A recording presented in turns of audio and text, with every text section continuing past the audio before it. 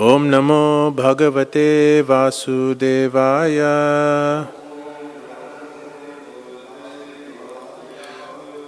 Om Namo Bhagavate Vasudevaya.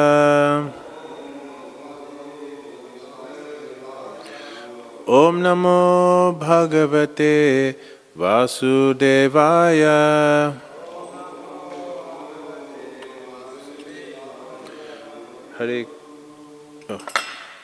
Hare Krishna. So we are reading today from Srimad Bhagavatam, Canto 4, Chapter 11, Verse 13. Okay. Titikshaya Karunaya Maitriya Chakila Jantushu Sametvena Cha Sarvatma Bhagavan Samsprasiddhati Tiktikshaya Karunaya Titikshaya Karunaya Maitreya Chakila Jantushu Maitreya Chakila Jantusu Sametvena Cha Sarvatma Samatvena Cha Sarvatma Bhagavan Samsprasiddhati Bhagavan Samsprasiddhati Titikshaya Karunaya Maitriya Chakila Jantusu Samatvena Cha Sarvatma Bhagavan Samsprasiddhati. Prabhu's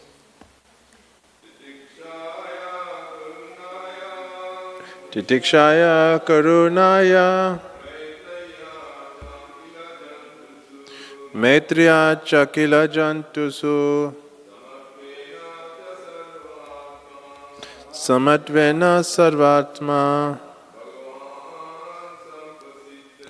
Bhagavan Samsprasiddhati. Titikshaya Karunaya Maitriya Chakila Jantusu Sadmadvena Cha Sarvatma Bhagavan Samsprasiddhati. Titikshaya Karunaya Maitriya Chakila Jantusu Sadmadvena Sarvatma Bhagavan Samsprasiddhati. Titikshaya by tolerance, Karunaya by mercy, Maitriya by friendship, Cha also, Akila universal, Jantusu unto the living entities, Samatvena by equilibrium, Cha also, Sarvatma the supersoul, Bhagavan the personality of Godhead, Samsprasiddhati becomes very satisfied. Translation. The Lord is very satisfied with his devotees when the devotee greets other people with tolerance, mercy, friendship, and equality. Purport. It is the duty of an advanced devotee in the second stage of devotional perfection to act in accordance with this verse. There are 3 stages of devotional life. In the lowest stage, a devotee is simply concerned with the deity in the temple, and he worships the Lord with great devotion, according to rules and regulations. In the second stage, the devotee is cognizant of his relationship with the Lord, his relationship with fellow devotees, his relationship with persons who are innocent, and his relationships with persons who are envious. Sometimes devotees are ill-treated by envious persons. It is advised that an advanced devotee should be tolerant. He should show complete mercy to persons who are ignorant persons, whom he can elevate to devotional service. Everyone, by constitutional position, is an eternal servant of Krishna. Therefore, a devotee's business is to awaken everyone to Krishna consciousness. That is his mercy.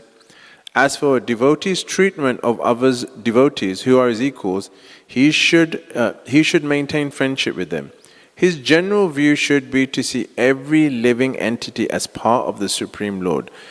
Different living entities appear in different forms of dress, but according to the instructions of the Bhagavad Gita, a learned person sees all living entities equally. Such treatment by the devotee is very much appreciated by the Supreme Lord. It is said, therefore, that a saintly person is always tolerant and merciful. He is a friend to everyone, never an enemy to anyone, and he is peaceful. These are some of the good qualities of a devotee. Om Gyantimarandasya Gyananjana Shalakaya Chaksur Unmilitam Yena Tasmai Shri Gurave Namaha Jaya Shri Krishna Chaitanya Prabhu Nityananda Shri Advaita Gadadhar Shivasari Gaura Bhaktavinda Hare Krishna Krishna Krishna Hare Hare Hare Rama Rama Rama Hare Hare. I'm just going to read the few preceding verses because I think they really nicely sets the scene. So from text 9, it says, my dear son, Hare Krishna. Thank you. So this is Swayambhuva Manu.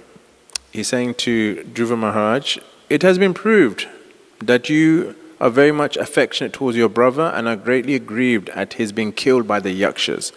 But just consider for one, yaksha's offense. You have killed many others who are innocent. Next verse, 10. One should not accept the body as a self and thus like the animals kill the bodies of others. This is especially forbidden by saintly persons who follow the path of devotional service to the Supreme Personality of Godhead. Text 11. It is very difficult to achieve the spiritual abode of Hari in the Vaikuntha planets. But you are so fortunate that you are already destined to go to that abode by worshipping him as the supreme abode of all living entities. Text 12. Because you are a pure devotee of the Lord is always thinking of you, and you are also recognized by all his confidential devotees. Your life is meant for exemplary behavior. I am therefore surprised. Why have you undertaken such an abominable task? And the one we're reading today, the Lord is very satisfied with his devotees when the devotee greets other people with tolerance, mercy, friendship, and equality. Hare Krishna. So this is a really, really amazing pastime going on. So Dhruva Maharaj, as we know, he is very much angered by the fact that his dear brother was killed by the yakshas. And we know the yakshas are the followers of Kuvera. They're masters of illusion. And, so instead of Dhruva Maharaj killing the persons responsible, he went on a massacre. He just basically started killing all of them. It's like firing a missile at a building and killing all the innocent people, And, in today's war-like situation, that's what happens. So there's no principle. So they like to call it collateral damage, as if that excuses the offense. But anyway, so this is what Dhruva Maharaj was doing. He was killing innocent people. And so Swayambhuva Manu came.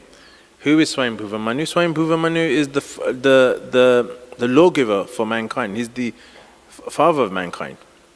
And he's considered one of the great Mahajans. So he's telling him this. So in this, it's like... So I made quite a few notes today, so I was really absorbed in this. So in this verse, Swayambhuva Manu says that he is a pure devotee. So that means he's an advanced devotee. He says you're guaranteed to go back to Godhead. And he says that he describes the four qualities. He says that he says that you should show worship the Lord, befriend devotees, show mercy to the innocent, and avoid the envious. Now, so in the I'm quoting another verse. So this verse is basically describing what is called a Madhyam Adhikari. A Madhyam Adhikari is the devotee who is in the intermediate stage of bhakti. So you have the Kanishta Adhikari. The Kanishta Adhikari, he's defined as someone who worships the deity. He doesn't really respect people. He's just absorbed in his own bhajan, But he doesn't really have Sambandha Tattva. He doesn't really understand the glories of the Vaishnavas, So as he practices bhakti, he will come to the next level, which is the Madhyam platform.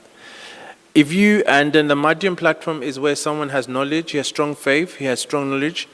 He discriminates in his preaching. He uses his discrimination in how he should go about the world practicing Krishna consciousness. And higher than that is the Uttama. Uttama is the topmost devotee who has really strong faith, really strong knowledge. He sees everyone as a devotee. He doesn't see the need to preach. He's just absorbed in bhajan. And if we look at our parampara, we see that after Narottama Das Thakur, I forgot his associates' names now. What was it? There was three of them. They were like the first book. Shyamananda, and there was one more. Yeah, so these were like the first book distributors in our movement, because they were followers of Jiva Goswami. And after them, if you look at the lineage, it's mostly full of Babajis, like people who were just absorbed in their bhajan. Now, obviously, it's not that they weren't preaching. They were preaching, but their preaching was very different. It was more writing books, establishing temples, training devotees. So that's also preaching. But they were acting on the Uttama platform. So in the Bhagavatam, in the Bhagavatam, later on, Krishna, when in the 11th canto, Krishna discusses, he mentions the Madhyam Adhikari again. Here, just to mention, he says that the devotee greets other people with tolerance, mercy, friendship, and equality. He's saying this. Swayambhuva Manu is saying this to a Kshatriya, right? He's saying this is the Madhyam Adhikari. This is what a devotee does. But in the 11th canto, in verse, where's the verse here? 11:2.46. It says that the Madhyam worships the Lord, befriends devotees, shows mercy to the innocent, and avoids the envious upeksha. So it says, now this verse today there's a slight difference here because there's a slight different lens. So where it says tolerance towards the envious and mercy towards the innocent, so this verse we're discussing today is like a practical restatement of the Madhyam principle. So I wanted to discuss that today because I thought this was really interesting when I was reading it. So why does Krishna explain it like that? Why does he have like a slightly different why does Krishna explain it different from Swayambhuva Manu? Why does he say, you should be, neglect the envious, and then Swayambhuva Manu says you should show mercy? It seems like a contradiction, isn't it? If you think about it, how can we reconcile that?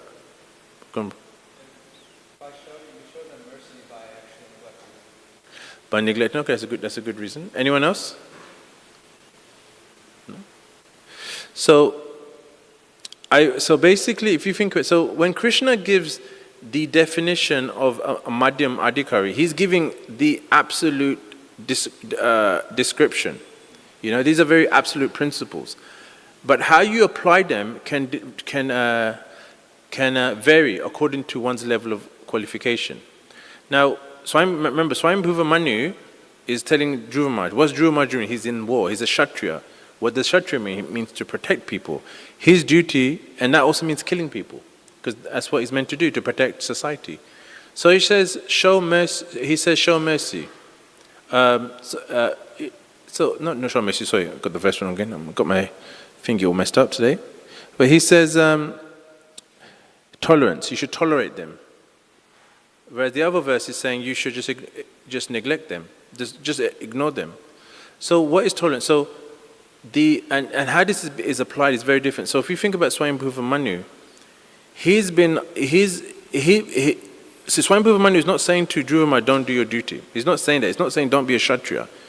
He's saying what you're doing now is no longer bhakti. It's going beyond bhakti. It's a personal revenge thing you're doing. It's an emotional thing, right? So he's saying, you know, you showing mercy is doing your duty, but doing it for bhakti. So that means the proper application of your duty, which is to kill the people responsible and stop.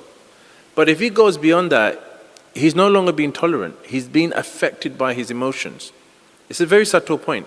Whereas now for Brahmana, it would be very easy. His duty is to teach knowledge. His duty is not to fight. He can tolerate it.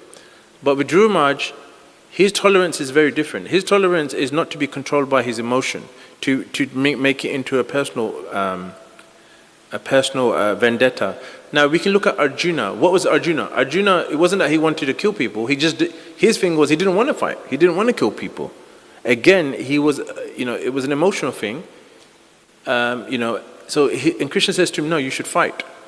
So one is this is Dharmaraja. This is bhakti. So Dharmaraja is here. Dharmaraja is purely motivated by his own personal reasoning. And Arjuna was here where he didn't want to fight. So Krishna and Swayambhuva Manu is saying to both of them to come to the equilibrium platform, whereas you just do your duty in proper accordance to the way Krishna likes it. So it's a very interesting point.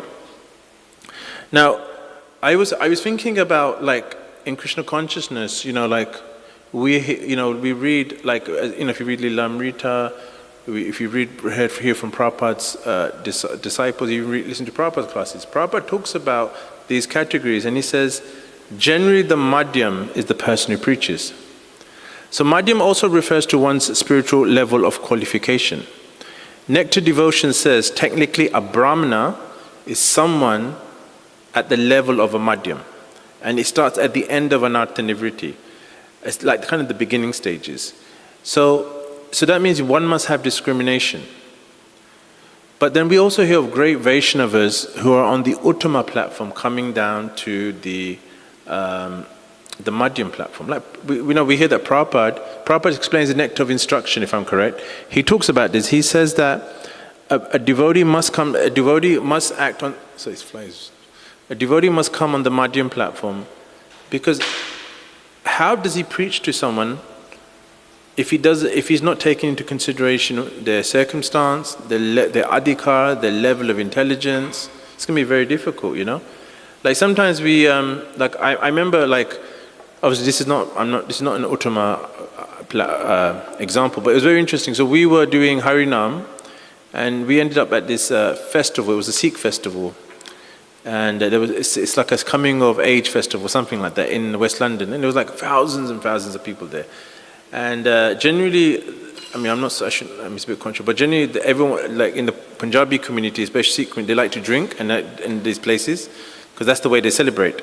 So I was like, so one of the devotees, so they approached us, said, "What are you doing here?" Because they think, "Why you come to our place to preach for? This is our event."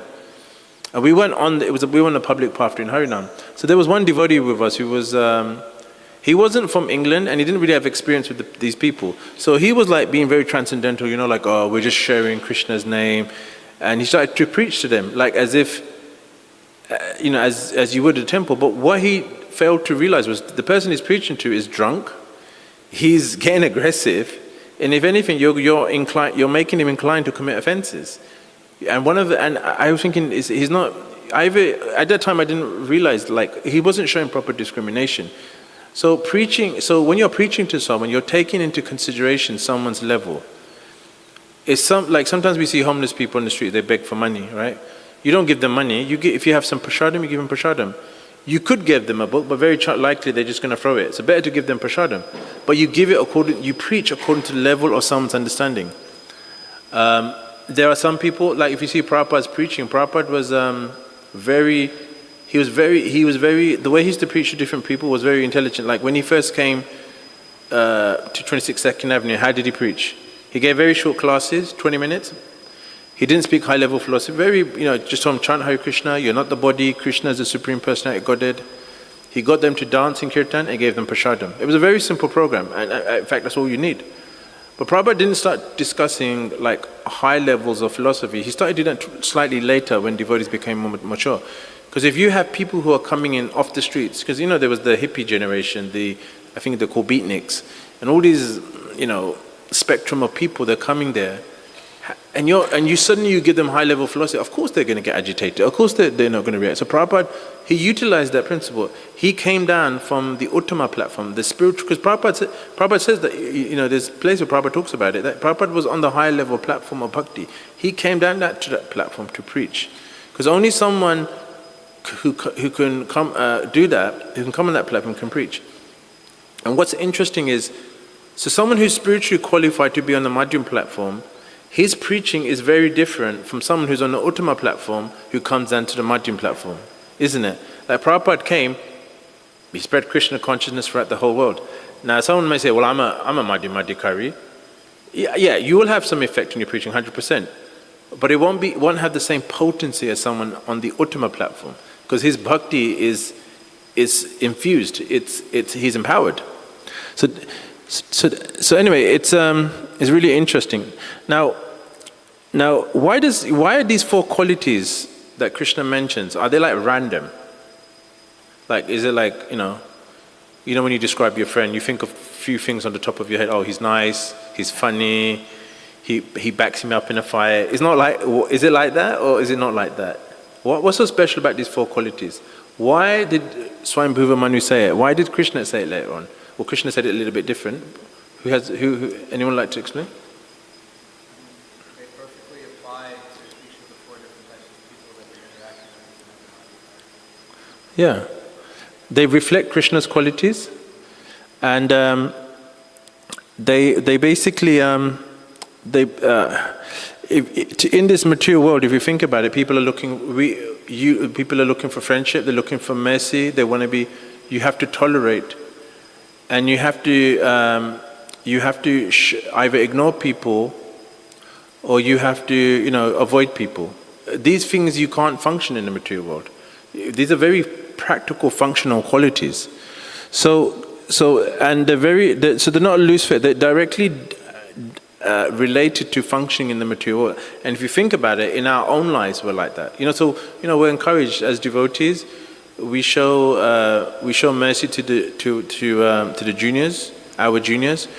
We show friendship to our equals, our peers, and then we're submissive to our senior devotees. And that way we can make spiritual advancement. So an interesting thing. I learned this a while back actually. Have you ever seen have you ever seen someone who's very shastric, knows Shastra back to front, very good at deity worship, but he's terrible at dealing with devotees? Have you seen it? It's quite offensive, right? And then you see someone who's very fired up, he wants to go out and preach, but he knows no Shastra. He doesn't know the culture. Now, how does that work according to Kanishta, Madhyam, and Uttama? See, the thing is, you may be a Kanishta, but there may be elements of Madhyam. So, Prabhupada doesn't talk about it outright, but he suggests it. And Bhaktivinoda Thakur and Jiva Goswami talks about it. He says that he talks about these 3 distinct categories. They overlap. So a devotee can be made up of different permutations of these, primarily the first 2 qualities, which is Kanishta, Madhyam Kanishta, or someone could be a Madhyam Uttama. So it's not like if you're a Kanishta, it's not like you have weak faith, you have no strong knowledge. There's people I know who have really good faith. They're very shastric, but when it comes to respecting people, they don't have it. And the opposite. So it's a spectrum. It's not just free, you just get boxed into 3. So it's like the 3 modes of material nature. Now we say sattva guna, raja gun, tama gun, right? And we say everything's made up of that, but it's permutations. If you think about it, where does the color green come from? From yellow and blue, right? You mix different colors and you get all these different combinations. I think according to the modern understanding, it's about 89 qualities, but in the material world, it's unlimited. So just like there are permutations of the modes in people, there's also permutations of these 3 categories in people, especially Kanishta and Madhyam. We'll see that in people. Like, you go to Vrindavan, you see these amazing Shastris, amazing Pandits, expert at deity worship. They know so much culture, right? But then if they see someone, because generally they're Brahmanas, if they see someone who's lower than them, especially in the so-called caste system, they'll mistreat them. They'll think of them lower. So, especially a devotee. Like we hear of, like I went to Jagannath Puri a few years ago. First, I've only been there once, but there are these people who live there. They're called pandas. Now they're not priests. They're just basically so-called Brahmanas who they're like tour guides. They'll take you in and they'll try to extort money from you. And I remember like one took me in. He was okay with me. But there was another guy who was trying to extort money with me, like in front of the deities, and I got into an argument with him, and he started swearing in the temple, and like Jagannath was behind him, and like I was looking at the people and the police officer, they didn't do anything, so I just ignored him. Like I didn't really want to engage in this, and I was thinking, what the hell? What kind of person is this? Why is he swearing in front of the deities for? Just over money. So I was just thinking, like, okay, he has a special relationship with the Lord, he, just like the Vrajavasis do, but so you can have people who are. They may have, because the Pandits have really strong faith for the Lord, but generally in terms of behavior, they're kind of at the bottom.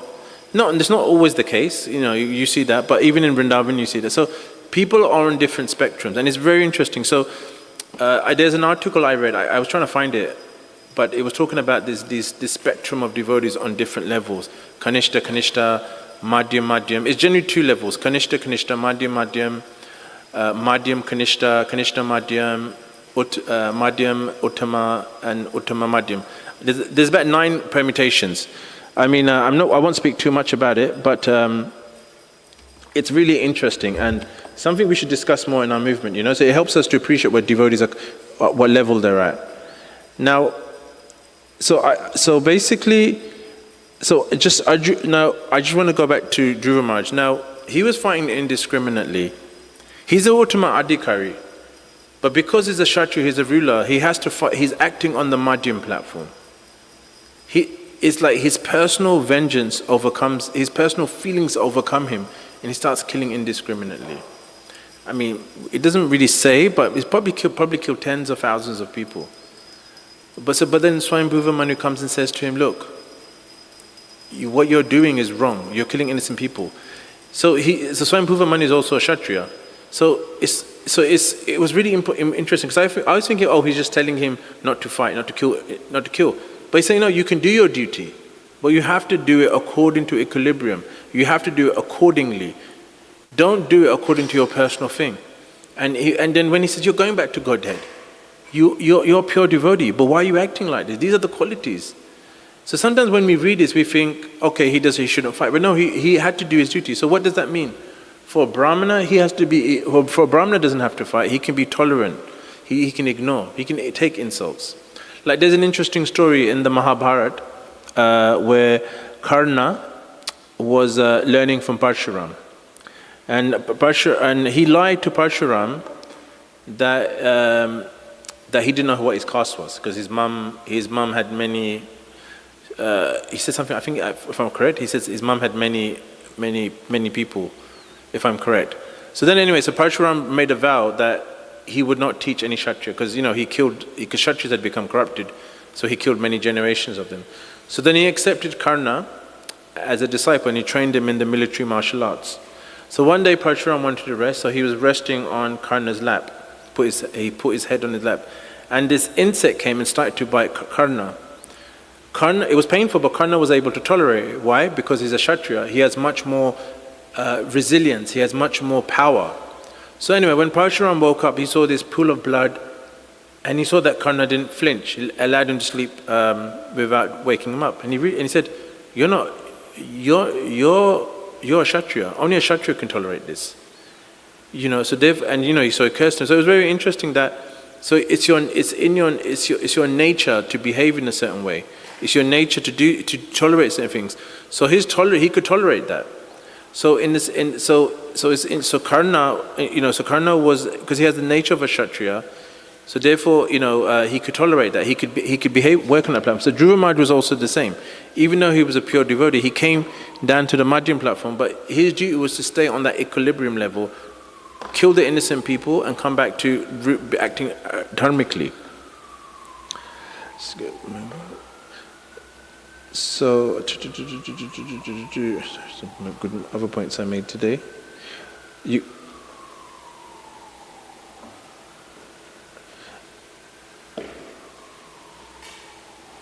So when we I was thinking about further about this Kanishta, Adhikari, Madhyam, and Uttama. So we hear this word pure devotee, right? Prabhupada uses a lot. There's an interesting pastime in where Prabhupada, he was talking to someone asked Prabhupada, I think it was Tamal Krishna Maharaj, he said to Prabhupada, how many pure devotees are there in the world? So then Prabhupada said, he said to another devotee, how many devotees are there in ISKCON? So that devotee said 50. So Prabhupada said, that many pure devotees in the world. So when I heard that, because I think it's in 7 of the 7, and when I read that, I was thinking, Prabhupada is joking, he's generalizing. He's just being generous, sorry. But then later on I realized Prabhupada was making a philosophical point. So when you receive the seed of bhakti, because Krishna described, then you turn to Krishna, you're one of the 4 people.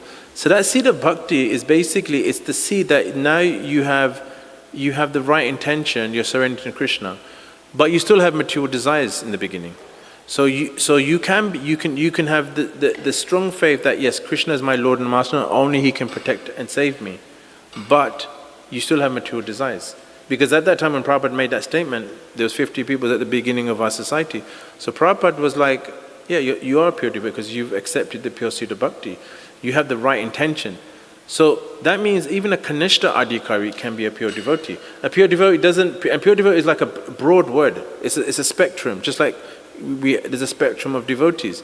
So I was thinking that so you have pure, you have the right seed. So and then after that is perfect. The perfect is someone on the higher platform bhakti, who's on the Bhava Bhakti platform, who's on the verge of, or someone who sees Krishna, who's having a relationship with Krishna.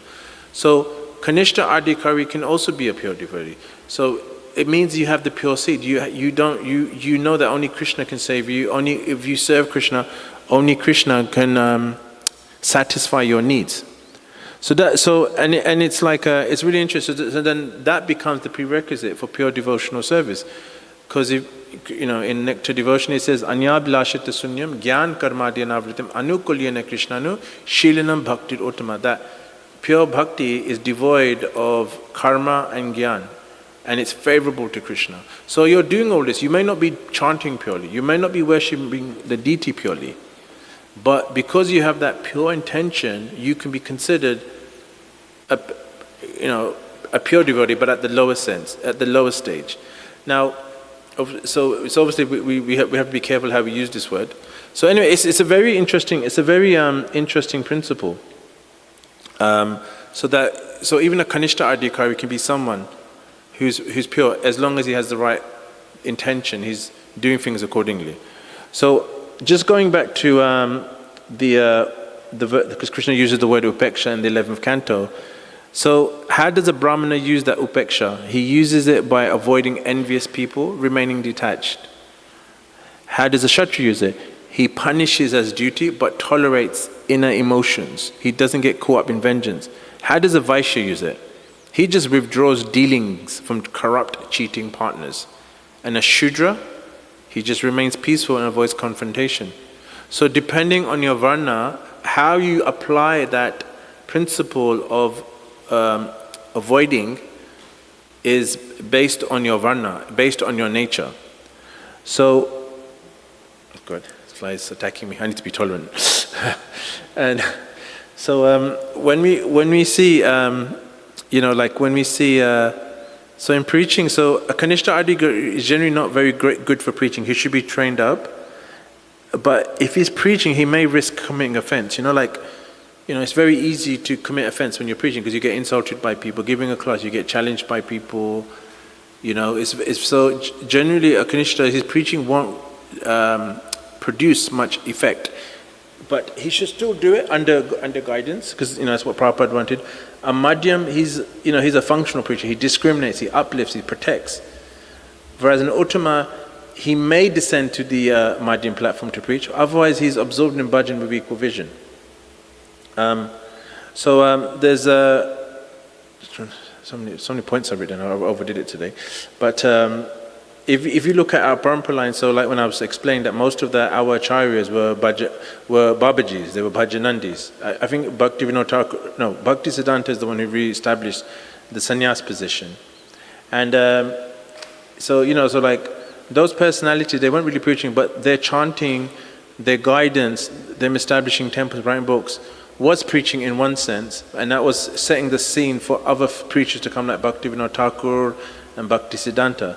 I believe it's Gokishore Das Babaji Maharaj. He said the best Bhajanandi, the best Gostiyanandi means to preach, is the Bhajanandi who preaches.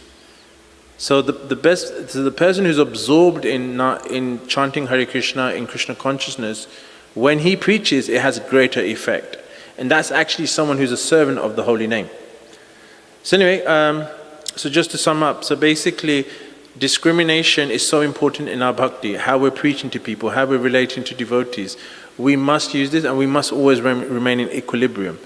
And how we interact, we should be humble, we should be tolerant, we should show friendship, but again, that's according to levels of people. We can't be friends with everybody, it's a fact. Even in a devotee community, we can be respectful, we can be civil, but don't expect everyone to be your friend, and don't expect to be able to preach to different types of people. So to become like that, it requires intelligence. Okay, I'll stop here. If anyone would like to share realization. Haribol Prabhu?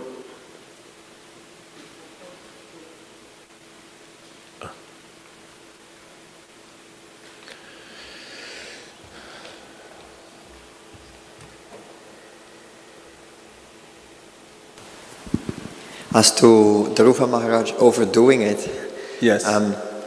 It is mentioned in Burjan's study guide, Unveiling His Lotus Feet. Yes. That the first thing, when he left home to go to the forest and Narada Muni, he said, "Why don't you give up? This is desire to avenge for this offense committed to you." Then he said, "I can't do it. I'm a Kshatriya." And then that acharyas have said that. So now he wanted to show that he had completely given up all resentment towards his brother, and therefore he went on and on to avenge his death. So is that a question or comment? Are you asking?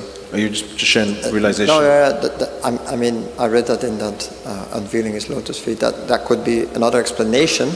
How come that such a pure devotee? Yeah. Seems to be on a personal mission, but it was to show that, to make it clear that now he had completely given up that hurt from his brother sitting on the lap, whereas he couldn't. So that was mentioned there. Okay. Would someone like to share a point? Go on. Hare Krishna. I like the point you were making about the different gradations of Kanishta, Madhyama, and Uttam Bhaktas and Adhikaris, because there's in the CC there's Kanishta Bhakta, or maybe I'm mixing it up, Adhikari, and then there's in the Bhagavatam it's a different definition of each. So so it's like you see that someone could be a Uttama Adhikari, he might have firm faith in Shastra and in scriptures, but in terms of actually experiencing devotion and experiencing relationships with devotees, he could be a Kanishta Bhakta. So it's a very, very interesting thing to meditate on and to think about. Yes. And because as us, we're meant to be observant, and we can learn to appreciate different qualities in everyone, So even if there's qualities that might cause their own false ego irritation. I was thinking also about this, you're mentioning the importance that if one doesn't, if one comes to the Uttama platform, his preaching is much more effective. And I think sometimes in our movement that's neglected. I think this point is sometimes very often neglected because when the time when Prabhupada was here, it was just like full-fledged, like distribute books and preach and spread the holy name, and you go to Japan and you go to South America, and like, so Prabhupada's the Senapati Bhakta, you know, he's the general. But then at the same time, this was in 1972 he said this. This was 5 years before he left. He stated that we should be boiling the milk. Yes, he said, you know, we don't have to build so many temples anymore. We have to start boiling the milk and make it thick and sweet. And I think this point is so important, because otherwise we preach and we preach and we preach, but then the people come and who are they seeing here? Are they seeing real devotees, or are they seeing, you know, a bunch of... anyways, you get my point. That's a good point. I'm just really reflecting on that, and how can we enhance that within our movement, and encourage devotees to delve deeper into their internal spiritual life. Without also like neglecting the principles of, you know, the Audarya aspect of Prabhupada's grace and movement. So maybe if you wanted to share something on that. So could you say the last bit again? Just how can we as a movement cultivate and encourage more internal progress of the sadhaka who's actually giving their life to Prabhupada, while simultaneously keeping the external Audarya, merciful aspect of Prabhupada's movement to distribute and to preach? I've seen different devotees, different yachas do different things, but I think like I don't know if you've been to Chapati Temple and been to the morning program, so I don't know if they still do it, but when I was there they did it. So they used to sit in a circle, so the circle of 8 devotees, and they used to chant together. And so if anyone was getting distracted or falling asleep, they would wake him up. So when you do, so in Krishna consciousness, we don't realize,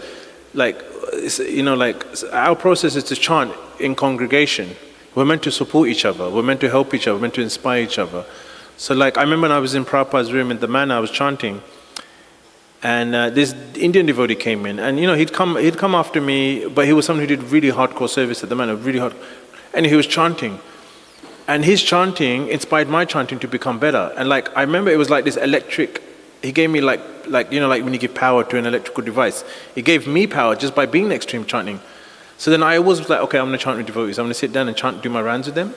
So we should try to be around devotees who have good sadhana and chant with them. We should try to also, everything we should do should be association. If someone has that preaching mood, you don't have it, go out with them. Ram Roy Prabhu has that mood to go out and do Sankirtan and, share Krishna's name. So in England, I was very fortunate because we had association with someone called Tribhuvnath Prabhu, who was Prabhupada disciple. Now he was like a real...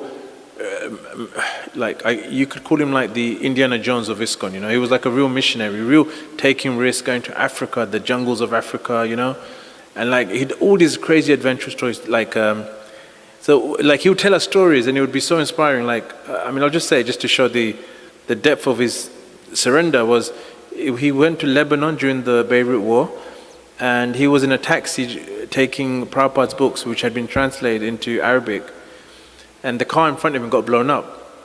So his taxi driver got out of the car and ran off. So what did Tribhuvnath Prabhu do? He jumped into the front seat and started driving the car. You've got to be really empowered to do that, And he got arrested by the Palestinian, I think it's the Palestinian police, and they put him in a cell. They even tortured him. But while he was there, they took away his beads, and he made beads from his clothes, and he started to chant. And they used to give him meat, and he wouldn't eat it. And they developed respect for him. And they basically let him go. So when you hear about that, you become so inspired. You want to be a missionary, not going to a war zone, but I'm saying you get that mood, you get that power by associating with devotees who have that mood. So for us to cultivate that, we have to have association, and also we also need to have the right conceptual understanding of Krishna consciousness. I've noticed, since 2010, there's this massive camp that's forming, where it's just about doing kirtan. Kirtan means playing the harmonium. But, which is okay, but I know some people who are these kirtanists, and they don't really emphasize sadhu sangha. They don't emphasize chanting. If you have taste for doing kirtan on the harmonium, you should have taste for chanting your rounds, Because it's actually your chanting with your rounds is more powerful. Or reading Prabhupada's books. Whoever says, oh wow, I read this in Prabhupada's book, so inspiring, So we have to be very balanced. But the balance will come by associating with devotees. Like coming to, like I wish I lived a bit closer. I'd come to the temple more often for the morning program because it would help my chanting and my, just being around devotees. So we have to have association. I think that's the key, and they'll give us the right conception. So if you're not preaching, associate with someone who's a preacher, If you're not reading Prabhupada's books, associate with someone who has that, And try to get the right understanding. Because, like being a follower of Prabhupada, being a follower of the founder Acharya means to know his mood. Right? Prabhupada's mood was for us to become Krishna conscious and to preach Krishna consciousness. And there's a very powerful statement by Prabhupada, I believe it's in CC, or it's a lecture based on CC. He said that, I'm writing all these books so you can become pure devotees, so you can become Mahabhagavats. That's a very heavy statement, Prabhupada wants us to become pure devotees. He's given us everything.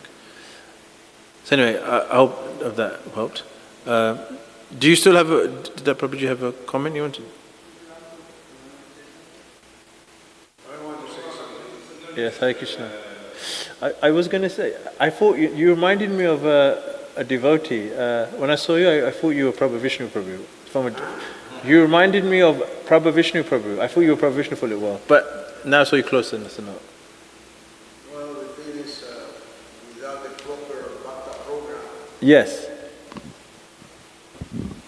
If we, in that time, long back, we have Dhanabir Goswami. Yes.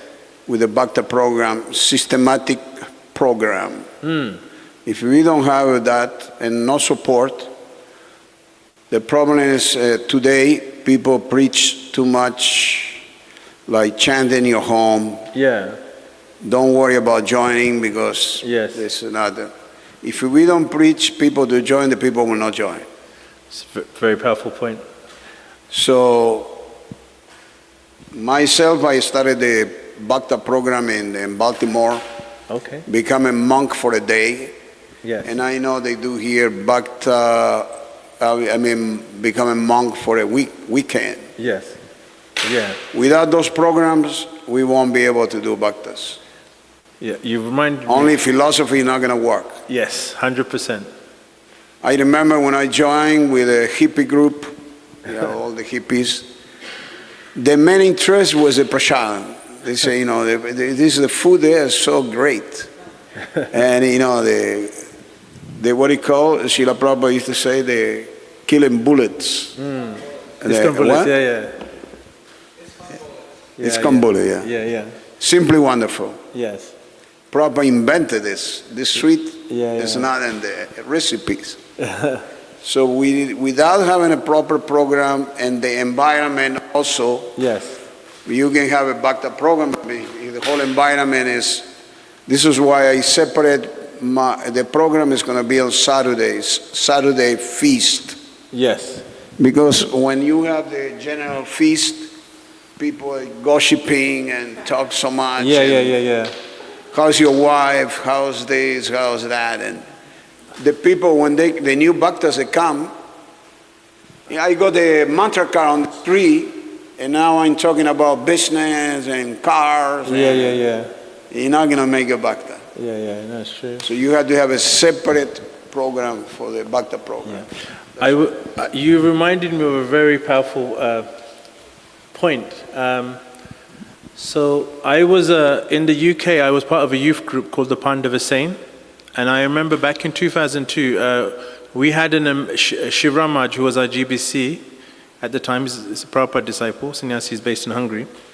He wanted a meeting with the Pandava Sain because we were like the youth group, and he started talking about Prabhupada's mission and mood, and he said just like the Mormons, they give 2 years of their life. The Mormons are like from Utah, if I'm correct. They go all over the world. They give 2 years of missionary activities. He said Pandava Sain should do the same.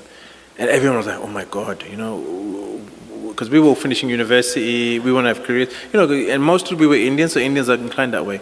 So it's not that we didn't go for a morning program or stayed here and there at temple. We did, but it wasn't like that. And then Maharaj said, everyone should give 2 years. He said it will be the best thing. And what you learn in those 2 years, living at the temple, doing the morning program, going out in Sankirtan, doing menial service, studying Shastra, it will stay with you for the rest of your life. And for people, joined. Like I joined later on. I did 4 months later on. A lot of my friends did it. But the first batch of devotees who joined, do you know who one of them was? Gish. Yeah, his name was Sandit then. He joined. It was him, my friend Sachi Kishore, he did 10 years. My god sister Suchivani, she did 4 years. And another devotee, his name is Mittu. He did 6 months. But 3 of those devotees ended up doing 4 more years. And I remember Keshav Maharaj, he joined. And I've got that recording of that program at home. And it's really powerful actually. And he joined, he went to Chapati for 6 months. I wish I joined at that time. And he went. And then I think there was a period when he came back, he left. I think a few months he's working at Heathrow Airport and doing baggage control or something. And then he went back. And then he was looking after all the new sabbatical. We used to call it the sabbatical. So everyone was joining the temple doing the sabbatical program. And, you know, I remember like there was this one great astrologer. It's a bit intimate what I'm saying, but said because his name was Suttapa then, said, you won't last as a brahmachari. And this person, I won't say his name, is a great astrologer, because Maharaj told me personally. But anyway, so he became a sannyasi. And I remember Shiva Maharaj saying that, he said, the result of your Pandavasena, or I'm trying to think of the word, but the Pandavasena needs to produce one sannyasi. And we produced Keshav Maharaj. And I still go back to that class. Anyway, it was just powerful. So what Prabhuji said is very powerful. If you did, like I wish I did it when I was younger. When you join the ashram, it's like you're full-time in devotional service. You're on the fire of devotional service. You don't have time to think about anything else. You just go for the morning program, and it may be difficult, but just doing that program is like military. It's like boot camp. You become trained. You become conditioned to waking up early, chanting good rounds, reading shastra. And when you're in the ashram, if you want to become tolerant, if you want to become tolerate people, live in the ashram, because you have to learn to get on with each other. You have to respect people's boundaries. You have to just take what they say as a pinch of salt, because that's the best way. Anyway, so thank you so much for that, Prabhuji. Krishna did brahmachari ashram with the Sandipani. Yes, in Ujjain, yes. This is the Indian culture, and when people say, I chant Hare Krishna, I say, yeah, it's nice. Yes. But at least you should do 1 year of ashram life. Everyone should do 100%. One year at least. Yes. Because without the training, you won't be able to become a good grihasta or a good anything. Yeah, it's true. The best grihasta, they say the Brahman, the best brahmacharis who get married, they become the best grihastas, It's a fact, you learn it's so powerful. But yeah, so that's why I was always very young. I'd stay in the ashram at the manor. I'd always excited to be near the brahmacharis. It's like this energy. It's just so attractive, And Prabhupada said in one class, he said, why people respect Prabhupada in India? He said, because he's given up sex desire. Because someone who's in a saffron cloth, that's what it means, ultimately for the average Indian person. So they know this person is worthy of respect. So if you're someone like that, imagine how powerful your preaching is going to be. And there was this, some points coming to my head randomly, but there's this pastime where there was one person who wanted to go around the villages and preach. And they were asking Prabhupada, should we do this, should we do that? And Prabhupada said, they don't care what you say, they just care about how you behave, And it was so powerful. So you're achar. But how does that come? By being trained in Krishna consciousness, Anyway, so there's a lot of interesting points. But this madhyam, this kanishta, uttama, the permutation, is very interesting, and it really helps us to appreciate people, And I'll stop here. Thank you so much. Shri Prabhupada ki jai, Shrimad Bhagavatam ki jai, Jai Nitai Gaur Prem.